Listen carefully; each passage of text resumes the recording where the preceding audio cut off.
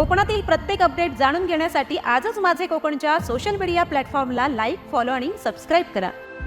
रत्नागिरी जिल्ह्यातल्या चिपळूणमध्ये काल तांबी धरणात बुडालेल्या तरुणाचा अखेर मृत्यू झालाय।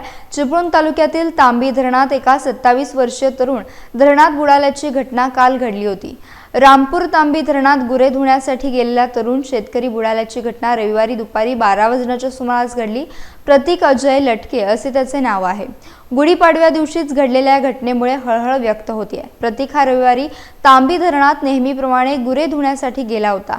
यावेळी बैलाला बांधलेली दोरी सुटल्याने त्याचा तोल गेला आणि तो पाण्यात बुडाला। याची माहिती मिळताच ग्रामस्थांनी तेथे धाव घेतली। त्यानंतर पोलिसही घटनास्थळी दाखल झाले। त्याचा धरणात शोध घेण्यासाठी नगर परिषदेकडे बोट मागवण्यात आली।